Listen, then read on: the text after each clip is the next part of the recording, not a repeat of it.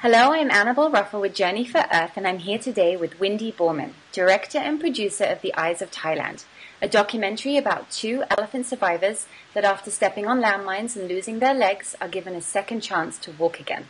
A few weeks ago, I went down to see the premiere of The Eyes of Thailand at the Newport Beach Film Festival, and it truly is such an inspiring and heartfelt documentary.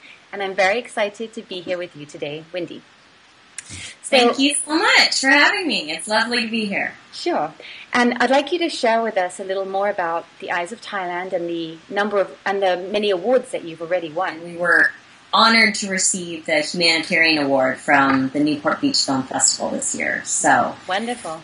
Yes. And then last week I went to Missoula, Montana for the International Wildlife Film Festival, and we picked up 3 awards there. So thank you. We received a Best of Festival Award. It was the Best Heroine in a Wildlife Film for Sarita Salwala, the founder of the Elephant Hospital.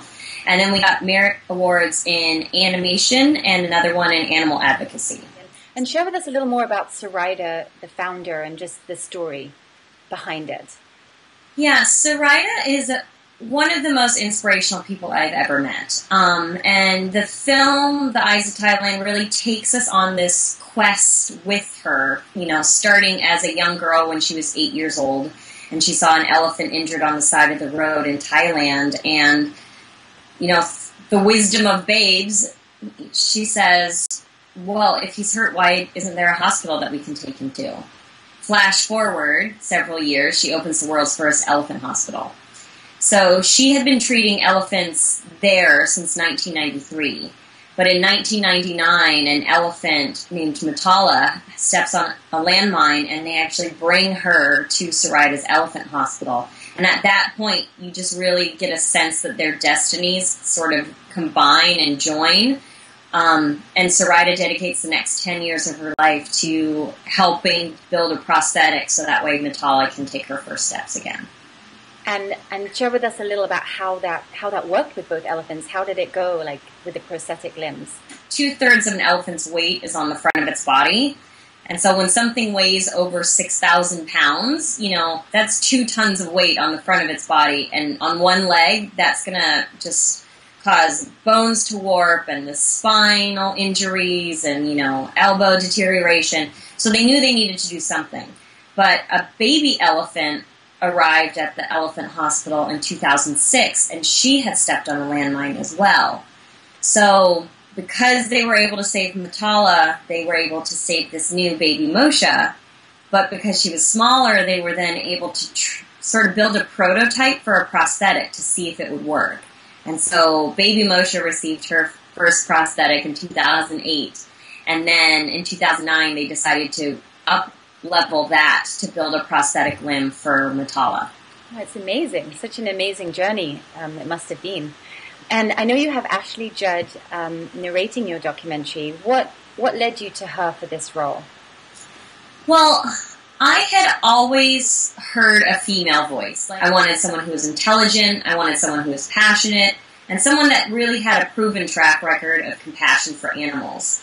So, together with my producing partner, Tim Vandesteeg, we made a very short list of the women in Hollywood that we thought fit the bill, and Ashley was at the top of that list. So, thanks to Tim, he hit the phones, figured out who we needed to talk to, and we got the great news in February that Ashley would come on board and do the narration for us. Oh, wonderful.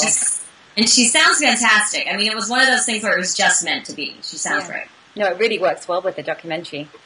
And so I'd like you to describe for us, what was the moment that you decided, I need to make this documentary? So I was accidentally at the Elephant Hospital in 2007. I was in Thailand for 2 months with a camera, filming something else, and I wandered in. And that was a really shocking moment for me. I had no idea there was even an elephant hospital, let alone there were elephants stepping on landmines. And Sarita just opened herself up, invited us in, talked to me on camera for 2 hours, said, come meet the elephants. And, when you see a beautiful, majestic creature walking or hobbling around on 3 legs, and it's because we as humans did that, we made the choice to plant landmines to harm this endangered species. I mean, that just really hit me But it wasn't until I came home in 2008 that I was logging all the footage, and I just started to weep. It just hit me on some visceral level, and I knew that I couldn't let the story go. And what is the Elephant Hospital most in need of right now, and how are they best supported?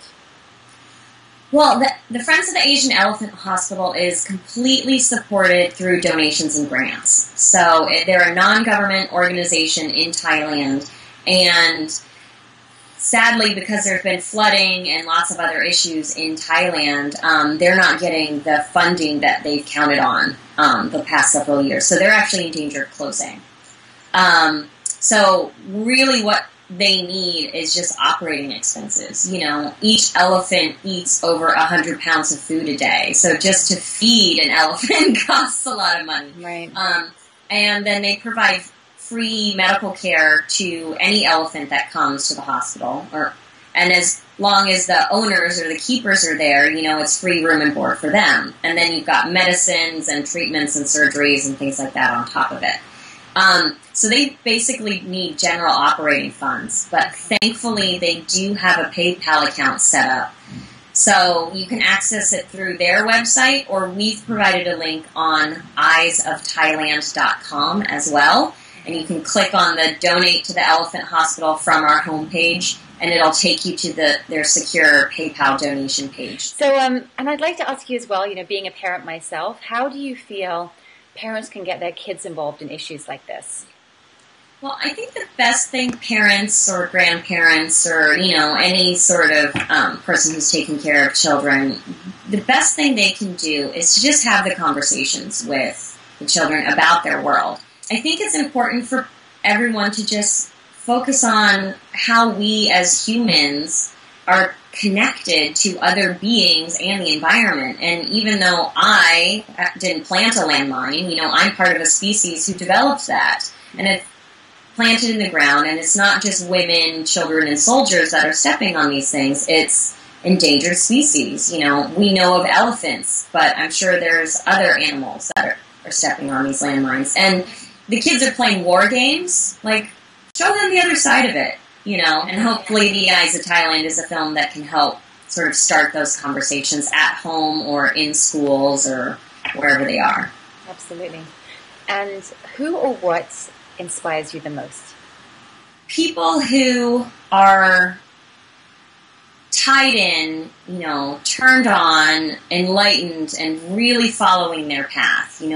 They understand their life mission. That's really inspirational to me. Well, thank you for coming to talk to me today. And for those of you who'd like to know more about the Eyes of Thailand and Windy's amazing work, please go to eyesofthailand.com.